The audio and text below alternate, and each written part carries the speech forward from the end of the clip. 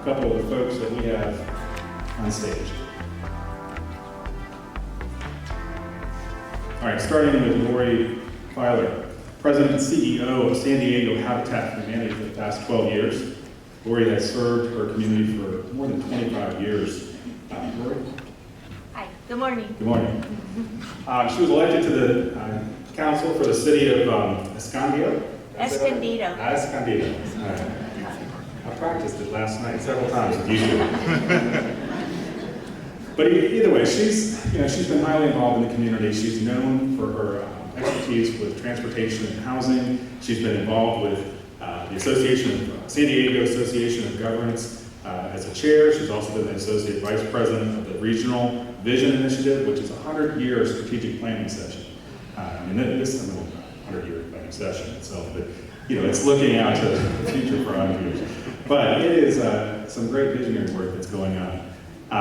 She has done a great number of things at her affiliate over the last several years, and you want to add something to it? No, I just keep moving on to introduce somebody. Oh, okay. All right.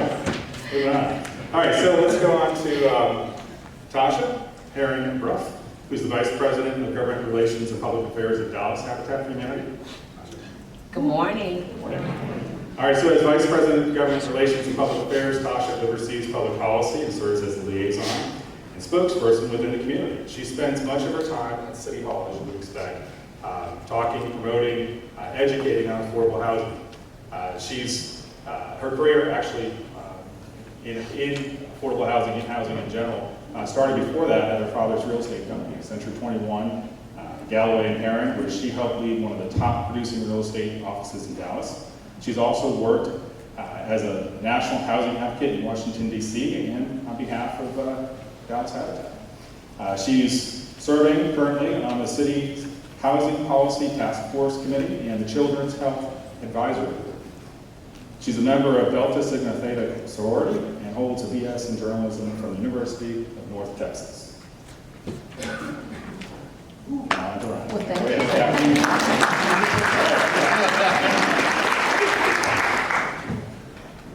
Okay, so Ryan Donahue. Ryan's new to Habitat. He started back in September, is that right? Yep. But he is not new to advocacy. He's got a great wealth and success in educating folks, education, systems reform, housing in 24 different states. He comes to the table with a pretty strong vita. His focus has been flipping legislative seats. He's in the election campaign process on the ground level, putting in 12, 15, 16 hours a day. And we get to have all that experience come to Habitat on Washington for the SSO there.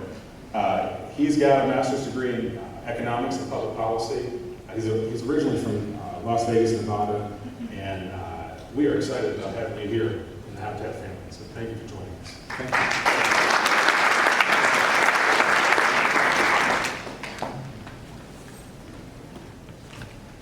These are not just prompts.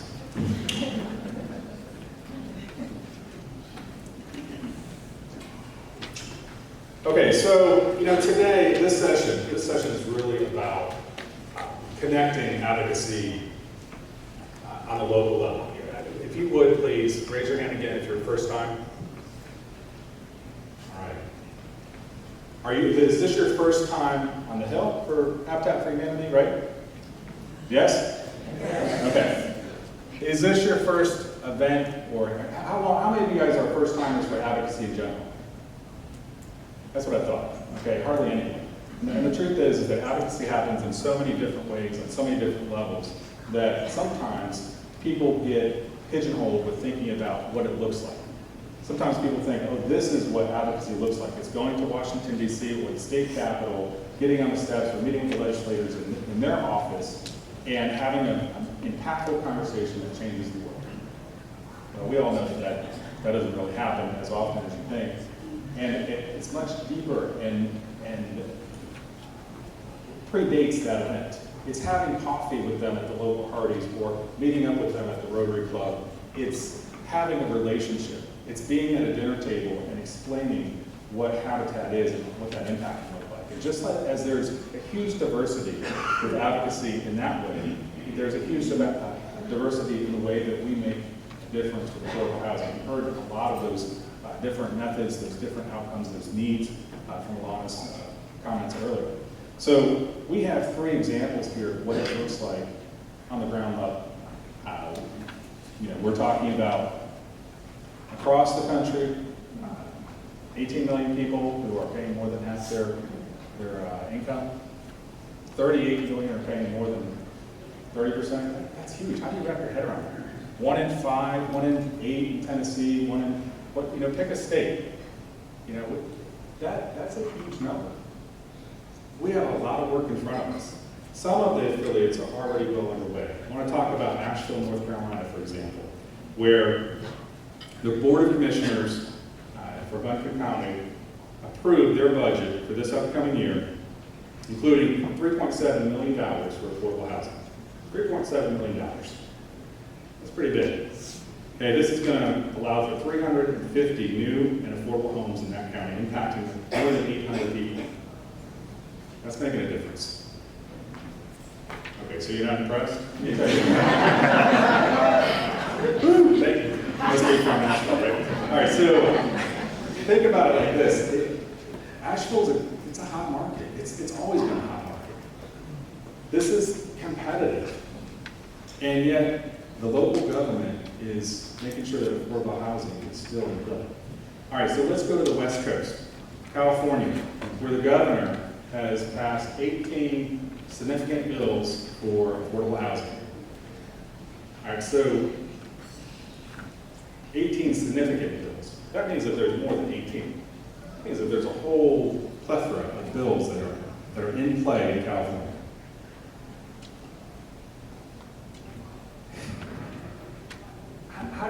How do you achieve that? You have conversations, you get together, you have a collective voice, you build partnerships. Let's give it a round of applause for California.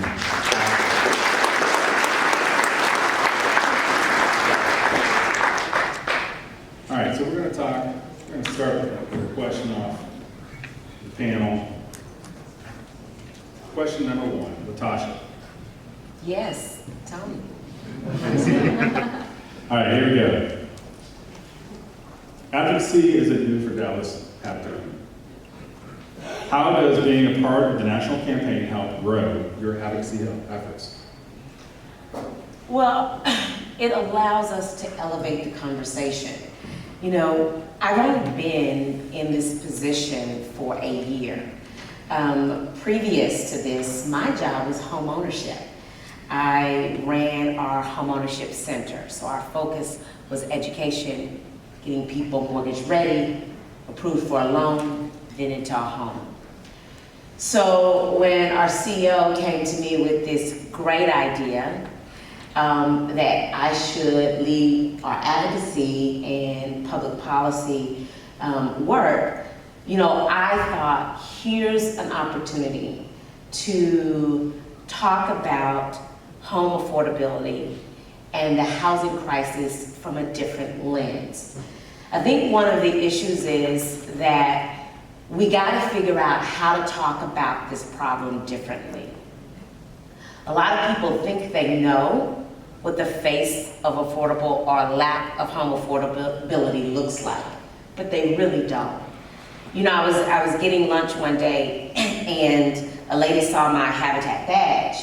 And like probably most of you, she turned to me and said, "Oh, you work for Habitat. That is so great. I love Habitat." So it was going good for a few seconds. Until she said, "I just love what you do for those people down there." So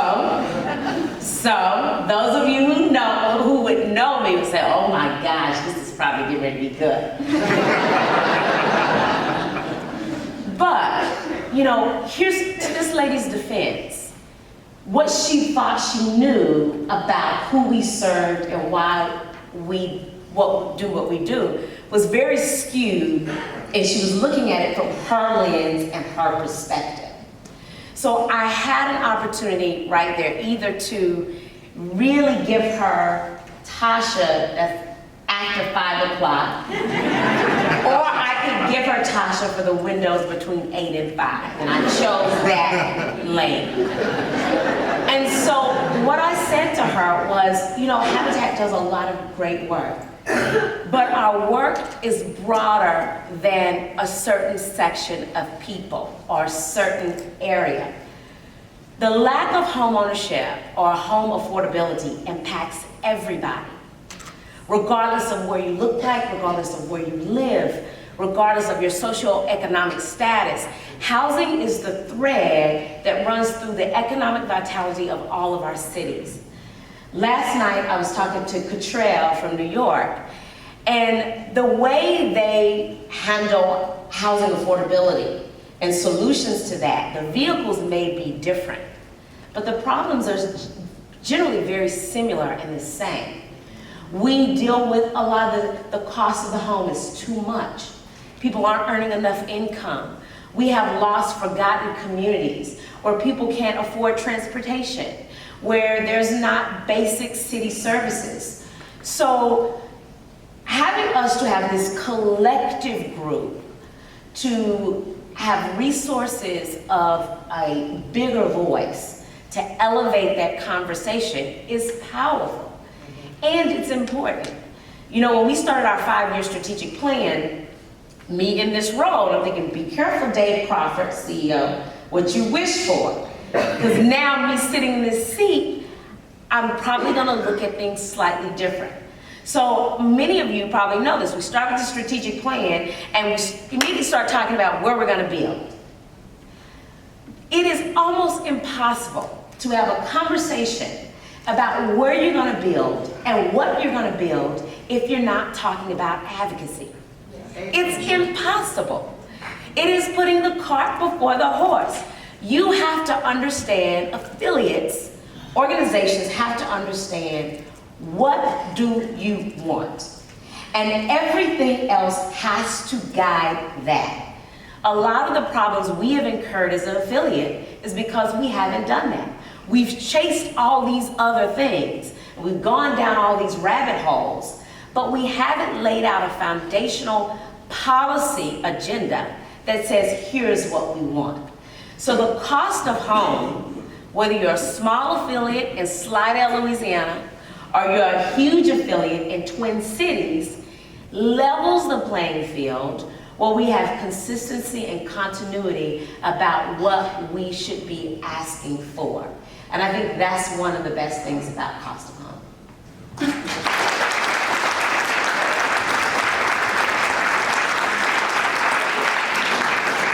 All right, I'm gonna come over here. This is where it's at. All right, so well said. I think you hit a lot of the great highlights here. Do you have a follow-up question? Do you have any specific examples that you want to give us in terms of what's been happening in Dallas? Yeah, you know, those of you who don't know a lot about Dallas, Dallas is a great city. I love it. My husband and I battle back and forth about what's the best city, Dallas or New York. He's from New York, he's going to say New York.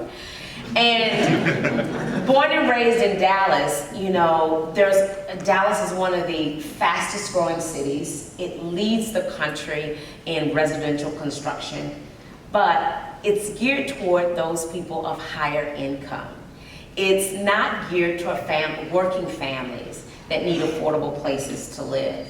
And so a part of what we've been doing is going to partnering with our city to, they had a notice of funds available. We applied, we presented a proposal in two of our 3 strategic priority neighborhoods to build new construction. But beyond that, we've also put a lot of energy in the sub-theme of community of opportunity. Because we know that just building a structure is not enough. It doesn't go far enough. We can build a house and put people in houses all day. But if the community is not strong, if it's not thriving, if it's not growing, we are doing we're doing a disservice to the very people that we are supposedly helping. So So it has to be a holistic view. So one of the things that we're working with an organization to use some of our lots to bring a Agape medical clinic to one of our neighborhoods. We're talking about preserving a historically black school in one of our communities. We're talking about how do we bring basic Wi-Fi to one of our neighborhoods. That's how we don't just leave our families by the wayside. We bring them along. So we don't just build a house, put them in, and we say, thank you, good luck. We expect for you to thrive and survive. The work still has to continue. Excellent.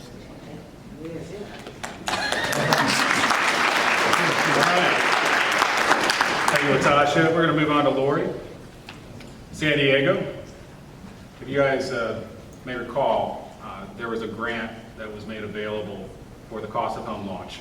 And San Diego was one of the recipients. So what we want to hear is how did that grant help your efforts there?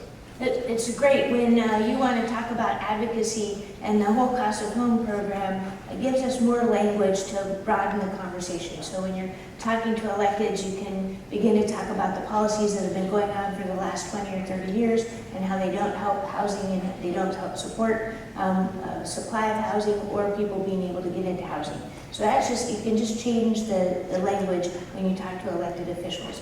But we also have a bond campaign going on in the city of San Diego. We're going to raise $900 million, or the bond will be for $900 million. And we've been working on that for 2 or 3 years. Well, 2 years ago when they started it, I didn't have any money to bring to the table, so I didn't get to be part of the steering committee. When I applied for the cost of home and we matched it, suddenly I'm part of the steering committee for that whole conversation. So I get to talk about how that bond is going to be formed and formatted to be able to serve families. You know, I think that's really important to point out is that, you know, we have a seat at the table for this dialogue, and it's not just, you know, single-family home ownership. It's having a dialogue about affordable housing in the broader scope. It's, you know, if there's an analogy, and you all that know me, I like to use these, but it'd be like talking about baseball only from the pitcher's point of view or from the catcher's point of view. You have to be able to talk about the bigger scope of what's going on. And, you know, sometimes in order to have the credibility, you have to be able to bring the resources in ways that we haven't done before. And yeah, it's hard for humanity, for Habitat for Humanity to write a check, but we have to do that if we want to be at the table. And so what's happened now is that the San Diego Housing Federation is the one sponsoring this bond. I will be the board chair that's coming up here because they don't want, it takes money, but they also want our brand, and our brand is so important as well. So as we're testifying in front of all the city councils and other organizations and advocating to get more support, it's like, okay, Habitat for Humanity is the first voice they're going to hear. very good. All right, yeah. Before I move on to Ryan with the next question, I just want to remind you that we have the app with your questions. You know, these are softball questions. We're expecting the hardball ones coming from Audrey's going to be our spokesperson, so appreciate that. She's just the messenger, so we won't take it out of her. All right, Ryan, you're up. So, as you know, the flag bearer on the state level for policy, for advocacy up in Washington, how do you see the cost of home supporting your efforts with so many diverse communities being represented? I think the great thing about the Cost of Home campaign, at least from my perspective, is it gives us an opportunity to really bring not only all of our different affiliates together, some of which come from big cities, some of which come from small areas, some of which come from very rural communities, some that are kind of in between, and brings everybody, not only all of those affiliates together, but also gives us the opportunity to tap into a lot of other outside organizations who we maybe hadn't historically worked with in the past, or that also are on board with housing issues in general. Being able to advocate across the entire entire housing spectrum, not just that home ownership piece, I think is incredibly crucial. And it gives us that opportunity, and now with this campaign, it gives us that leverage to be able to get involved in these conversations. Another thing I think is the fact that this is the first time that we've really engaged in something like this as an organization really helps us grab attention. with legislators. When I sit down and talk to somebody in Washington State, and that's one of the very first things I always mention, is that, you know, the Cost Home is our first ever national advocacy campaign from Habitat for Humanity. And every single time the immediate reaction is, really? Let me hear more about that. And it's just an easy way to get the conversation going. So that's another huge thing. And then I'd also say it lets those affiliates who haven't necessarily been engaged on that kind of, on the advocacy side of things, helps them get replugged into the work that we're doing on the advocacy side. We just recently had our statewide lobby day, I believe on the 28th, and we actually had possibly a record number, or a record affiliate attendee. We had 11 different affiliates across the state all show up, all be a part of it with multiple meetings for each one, and really engaging their own local legislators to be able to have those conversations about the cost of home, but also about the local things that they have going on in their own affiliates. Because the reality is, with these legislators, sometimes they run the risk of not being fully connected to what's going on back home and back in their district. And when we're talking to these folks, whether it be state legislators in your state capitals, whether it's here in Washington, D.C., talking to our congresspeople and senators, being able to refer to what's going on at home and having those connections means a lot to these folks. And whether it's staff that you're talking to or legislators or the members themselves, being able to have those reference points, I think, are crucial. And that really opens up a lot of doors for us. I think that the Cost Home campaign makes it so it's easier to be able to do that. Excellent. So some of what I've been hearing here is, you know, going back to Natasha's comments, and you know, since then, it's about a single voice, you know, a set of data that we can all stand on and share and utilize locally, that is catered to our own specific needs. It's something that can also be elevated to the national level and still have applications from there to here. Okay, and so, you know, in Loudoun County, we have 50,000 people in our community, very small. The local officials, the economic development folks in town, they don't realize how much expertise we have in our ranks. We know more about home and CDBG, new market tax credits, SHOP. We know all about that. And when we have conversations, they're just, you know, they're having trouble connecting the dots because they see Habitat as one small housing organization that's faith-based and a lot of do-gooders and et cetera. This platform, we were able to get a front page at, you know, the local paper. They used a lot of the source material that was provided by the GRA staff. Suddenly, the mayor, the economic development director, you know, the councilman, they started using our data as references in their narrative. That's a big deal. Okay, is there a particular policy? Yeah, there's a couple actually that I want to see change locally. But the really cool thing is that in 1 or 2, maybe 3 years, those policies are going to be addressed because these folks are using our information and they think it's their idea. Absolutely. So that can happen on a small level, you know, the small affiliate, the small community, just as much as it can on the statewide level or in a large metropolitan affiliate. Even at the statewide level, for the 18 bills that you just talked about, not all of them are home ownership, and then Habitat was a partner and co-sponsored many parts of this legislation, and people were surprised that we were willing to support something that was exclusively going to benefit people, but we broadened the conversation. You know, that's similar for us, where they don't think that we know how to pronounce rent. You know, I mean, it's our housing authorities are not able to add new units. They have their own issues that are going on with being able to make it affordable. We don't have any builders that are in our price range. So that just leaves us. And you know, we're having conversations with developers that include multi-use, multi-family, multi-purpose in different ways, whether it's commercial or apartments. You know, where does Habitat fit in? Now, we're not going to build apartments, but if I can pull in a partner from Knoxville or from, you know, another neighboring county, then suddenly, you know, we're a part of a bigger picture in their narratives, their dialogues, their projects, and that's how affordable housing is happening. Yes, new homeownership is a piece of that, but you can't be talking about homeownership if you're not talking about rental too.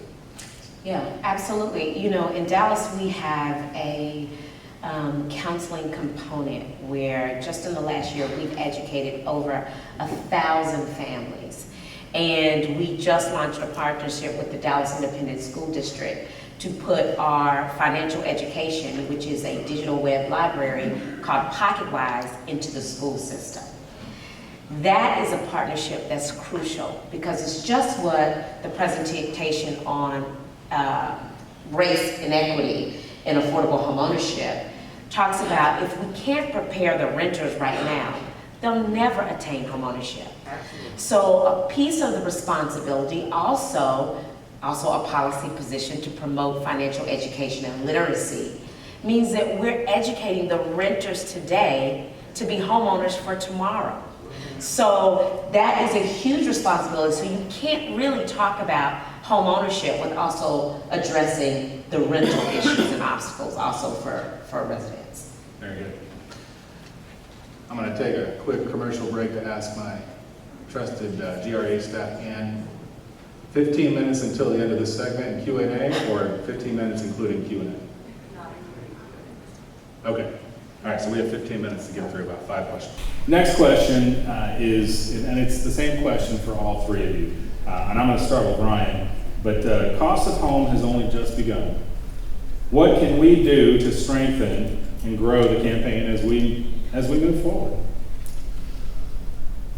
Another thing, and kind of going along with a lot of what we were talking about earlier, with emphasizing the importance of housing as a spectrum, I think that we've been able to engage on a lot of different levels in Washington State about, on different pieces of legislation and have a seat at the table, like was mentioned as well, in rooms that we necessarily wouldn't have ever had before.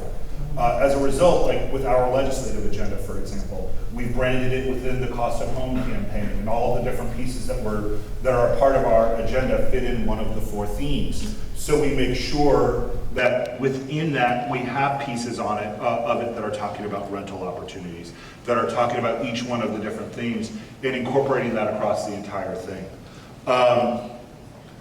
A fun opportunity that I have that I think is a little bit unusual because of my position at SSO is I get to kind of have a dual role, both from a statewide leader in working with our state legislators, I apologize, to be able to help them understand what's going on and making sure that they understand the issues that we're facing on the affiliate level, but also working with our local staff and our local affiliates across the state, not only for them to be able to get connected to those state legislators, but also helping them connect with their own cities and counties and other local officials.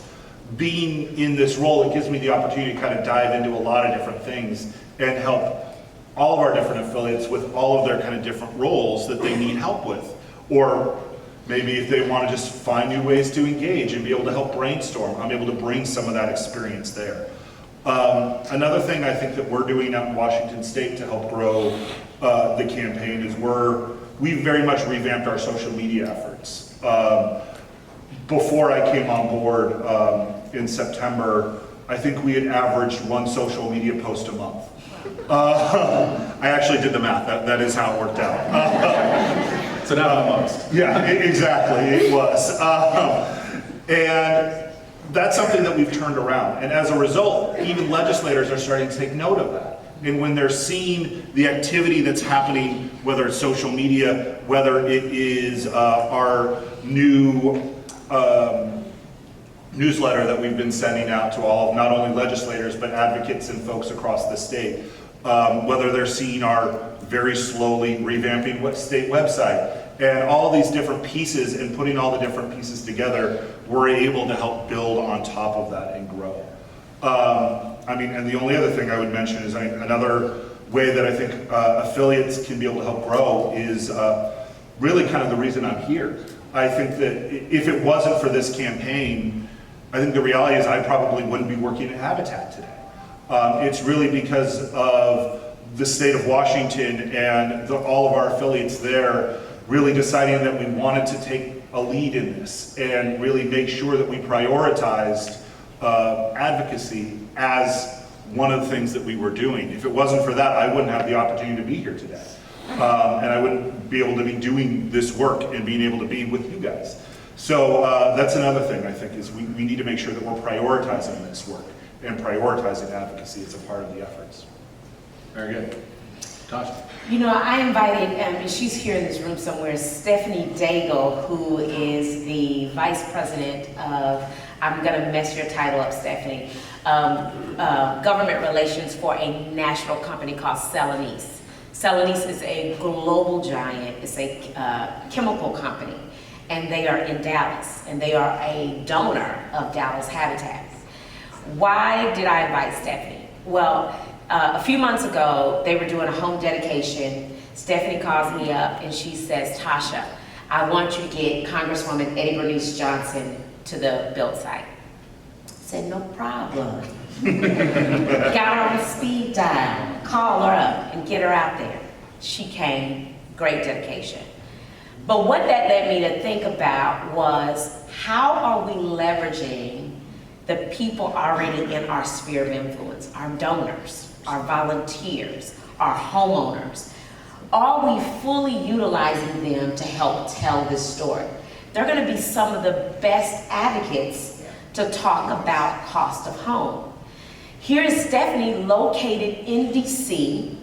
Part of her job and career is to be on the Hill, but they have a connection to Dallas Habitat locally.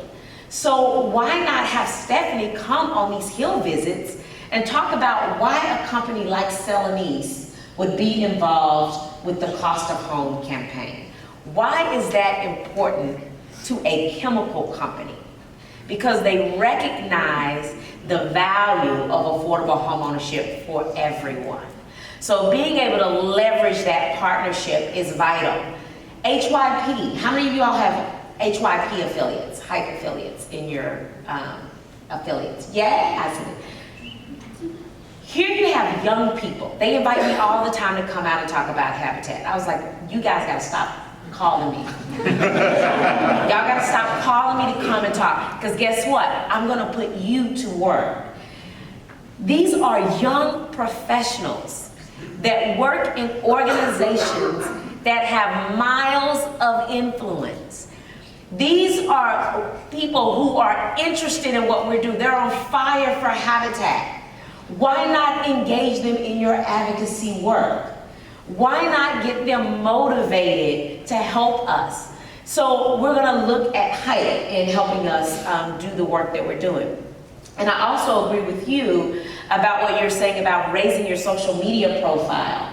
You know, one of the reasons why we have some marketing people from Dallas here, Liz, who's our marketing guru, because Liz is on board. She's like, Tasha, this leads and guides the work that we do.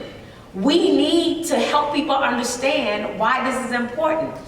We're gonna be doing a podcast from the Hill with Eddie Bernice Johnson. When we told her we were gonna be here talking about the cost of home and we wanted to do this podcast, she said, absolutely. Whatever you wanna do, we're gonna do it. So we're gonna trek down here, right? We're gonna go on the Hill, we're gonna set up this podcast, and we're gonna make sure people understand why the cost of home is important. So I think we have to do things differently than we always have done. Doing the same thing is not gonna move the needle.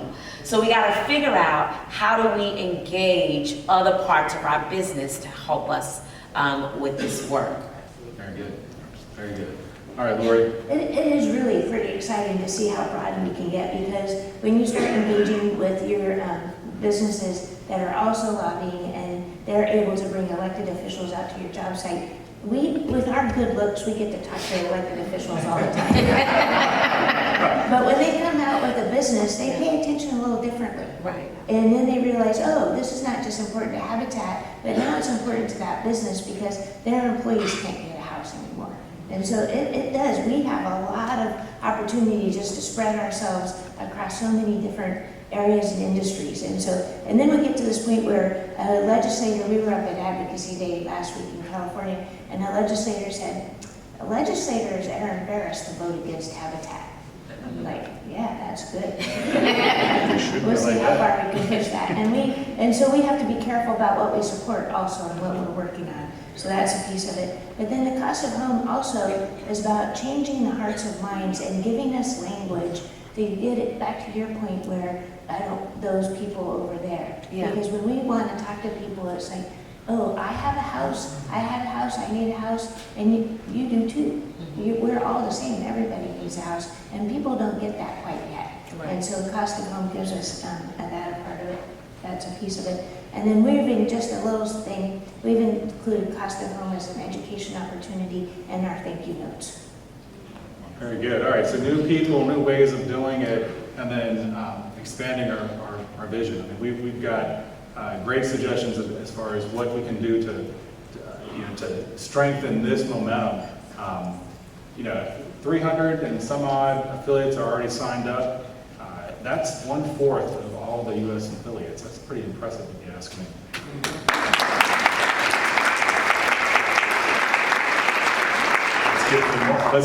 Thank you. All right, so I didn't even pay him to say that. Let's get a few more. And in with that, we had some discussion yesterday where it wasn't just about getting more. I mean, more is good, but let's elevate the ones that are already in the program into another tier. Let's think outside of that bullseye of here's the affiliates, what's the next ring of influence, and keep going and going to get this bow wave going. I mean, we're off to a great start, folks. I mean, the momentum with this, it's time to get louder and prouder. And the way I think about this, and I only got 4 minutes for the last question, I'm going to be quick. I was talking to Chris about this for the U.S. Council, but Habitat for the last recent years has been focused on appropriations. Whether it's new market tax credits with Daniel and his team, or the grants with Donna's, it's about money and feeding that ground level impact. Policy has sort of been second-class citizenship in the shadows and what have you. Now we're bringing it forward. And the thing is that Habitat has, what a great diversity, what a great representation, what a loud voice we have. In a lot of respects, we've been the big gorilla in the room, just kind of sitting in the corner. And now we're feeding that gorilla some bananas, and it's flexing its muscles, it's beating its chest. So we're there. We're at that moment in time where we're going to be beating our chest and throwing our weight around, and that's a good thing. All right, so last question. What excites you, Lori, about cost of home? So, well, I think about, in my experience as a mayor for the city of Escondido, I had a conservative council, and the only time they would ever vote for affordable housing was when a Habitat project came up. And so because we were trusted on both sides, Republicans and Democrats trust Habitat. So how can we use that and move forward and continue, like you said, you're using the data in your community. So having that trusted voice is what is exciting, and just being able to change the language so that even the bus driver can buy it. Very good. All right, Natasha. I think it gets us all singing from the same songbook, and I think it helps not only elevate the conversation, but it looks beyond homeownership. And I think, in Habitat world, a lot of times we're very narrowly focused on what we got to do. We got to crank out those houses. We got to, there's so much we're thinking about. How do we get to the end? But it's not really narrow, it's broad. And I think the cost of home allows you to talk about very different sub-themes that all go to impact the quality of life of the families that we serve. Last night I stayed up with some people in this room till like 1 o'clock in the morning talking about housing. And housing is not a sexy topic, but it's important to all of the cities that we live in, from the smallest to the largest. There is a thread that connects us all. Beyond race, beyond economic class, beyond education, there's something for us all. And I think cost of home is on the cusp of a movement. And you think about movements, you think about in 1955, Rosa Parks decided not to get up. It was a silent protest that that spawned a broader movement. And we have an opportunity to make this a thing. And I think the very fact that this many people are in the room is very inspiring. And I just hope that everybody leaves here just as inspired. So you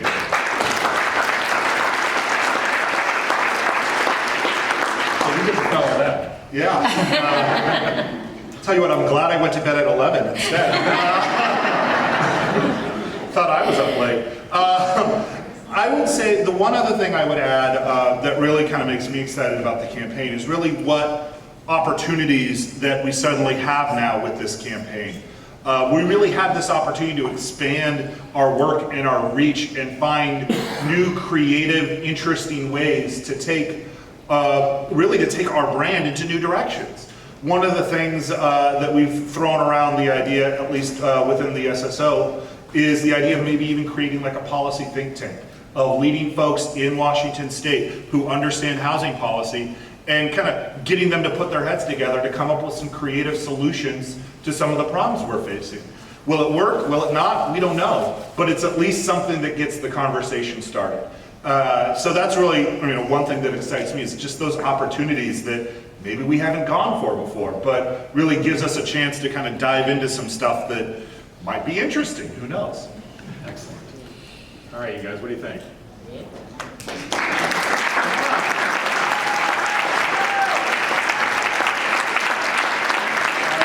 I got contact with Audrey, but this guy's sitting in front of you, so. All right, do we have some questions from the crowd? Yes, we do. Yes, we do have quite a few questions that have come in already. So the first question from Varun, who is the president of the UC Berkeley campus chapter, who asks, what is a good way for students to get involved with affordable housing advocacy? You mentioned that it's really important to engage young professionals, so you could talk about some specific ways that they could help support. Well, I have our hype person here, our emergent leader, Miriam Monroe, who is telling me how they need to get involved. We're actually going to host a advocacy day.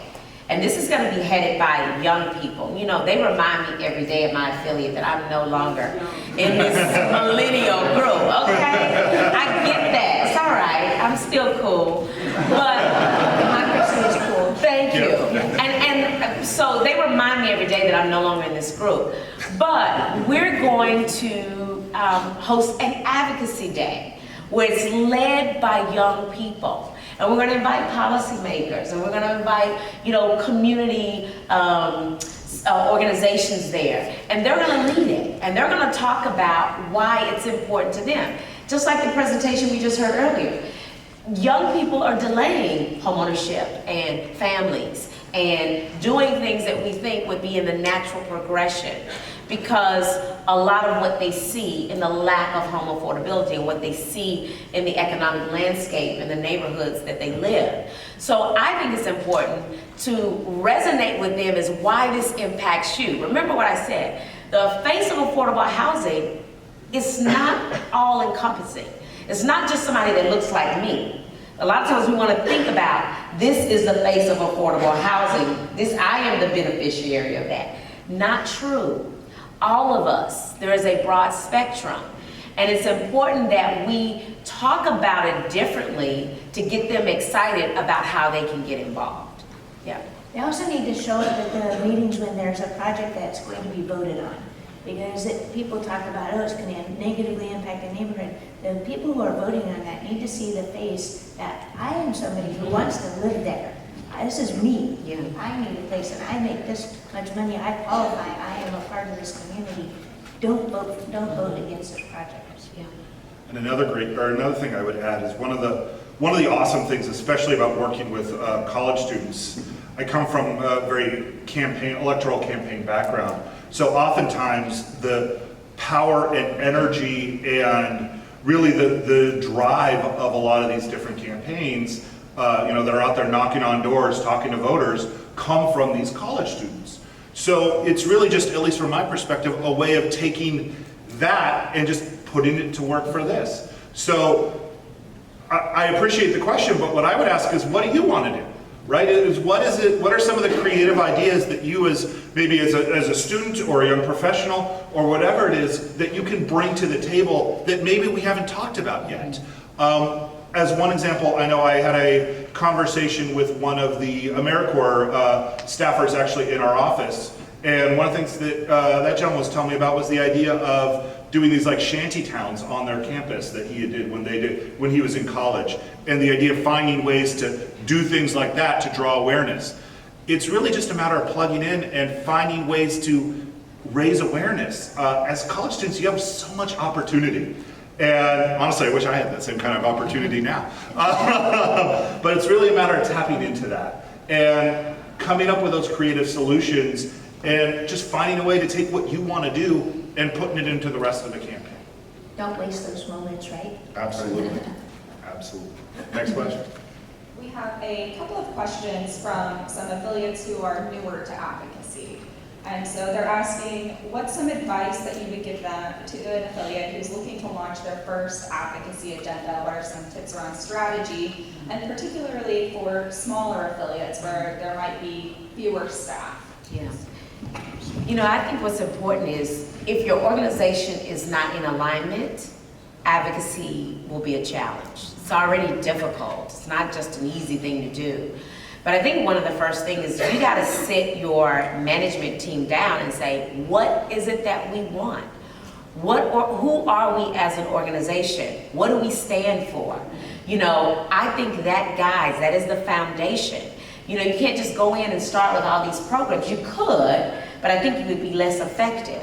So I think what is important is to say, you know, who's the senior leadership around that table and figure out as an organization, what do you want to get behind? One of the things that Cost of Home does well, it lays it out for you. It says, here are some things that you can take on. And especially for those smaller affiliates, also, you know, maybe working within a coalition. You know, I'm sure that there are local community groups that are active, you know, fighting for affordable housing. Connect with those groups so then that you could, you know, leverage those opportunities too. Start going to meetings and meeting people and go to the elected officials and say, hey, we are Habitat. What are your concerns? Listen to them as you share, but make sure you listen. Absolutely. The two other things I would note, one of the things actually, building on what Tasha just said, we actually, when we started this campaign and started really engaging in it, one of the first things we did actually was sit down and come up with a value statement of what is the Cost of Home campaign mean to us? And what is it that we're going to be organizing around? And we put that together, hashed it around, cut it all up and put it back together, and then put it out on our website. So not only are we saying what we believe, but we're also letting others hold us accountable for when we maybe fall short, because inevitably that happens, right? As far as working with smaller affiliates, I think I would agree entirely with Lori. It's all about working in coalition. Our SO consists of about 2.25 people. We have one person who works 1 day a week. We have our executive director, and then we have me. So I understand the challenges sometimes in working in some of that smaller environment where you're ended up doing it all on your own kind of thing. And it's a matter of finding a way to prioritize that, but it's also a matter of finding ways to get other people engaged. Find those volunteers who want to take this on as a passion project. Find these other groups that are maybe on the rental side of things or other issues that are similar and tied into the work that you're doing, and find ways that you can work with them to be able to maximize the effort that you're doing. It's all about working in these coalitions. I mean, state legislators, I know particularly oftentimes appreciate it when you come to them in a coalition, because if nothing else, it helps make their job easier so they don't have to hear about, oh, these guys weren't heard as part of the conversation when they all come at once. So focus on those coalitions, focus on getting those volunteers engaged, and really know what it is you want to do and what it is it all means to you. Very good. This question is for you, Lori. As a former mayor, what advice could you give us on engaging elected officials? Go and listen, talk to them, share what your focus is, what your priorities are, and give them support. When we, for Cost of Home and Habitat for Humanity, start talking about housing in a different way, it gives them the language to be able to stand up and vote for the right thing. So we have to be very supportive and stand there behind them and say, we've got your back. We have time for one more? So our final question, we all know the importance of community-based decision-making and making sure our policy agendas are informed by the residents of the communities that we're serving. So how do you include these populations, lower income households, in your advocacy process, both in terms of setting your policy priorities and advocating for those priorities?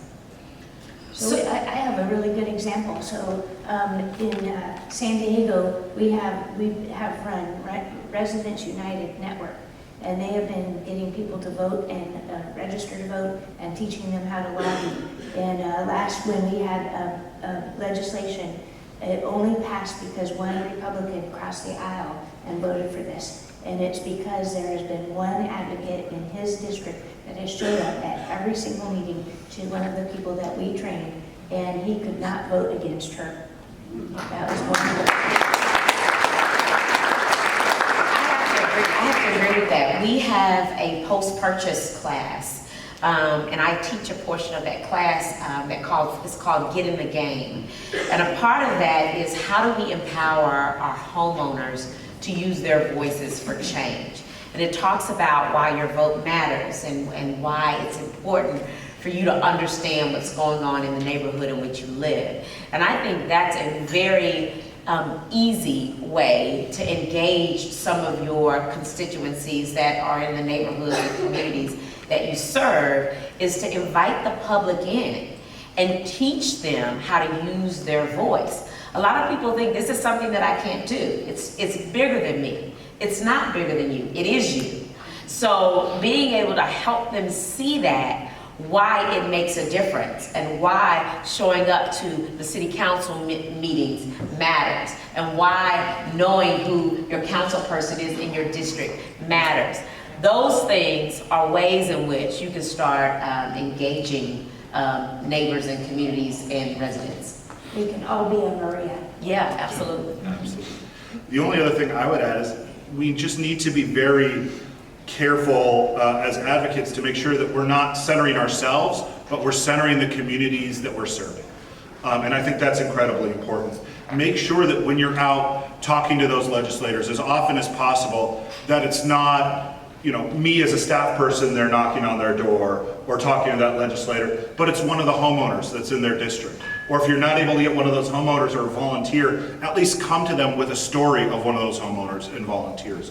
One of the things that I always try to do when I'm meeting with a legislator is I'll bring in a family story from somebody who lives in their district. So even if they weren't able to come as well, I have that story that I can then give to them and let them see, so they have a face to go with what Habitat does, and they have a story to go with what Habitat does. Because it's easy to get lost in the numbers, and it's important to make sure that in addition to those numbers, we're putting a face on the work, and we're putting a face on who it is that we're serving, and that they're the ones that are front and center, not me as a staff person, but the work that we do, and that's the important thing. Very good. All right, so lock up. Yeah.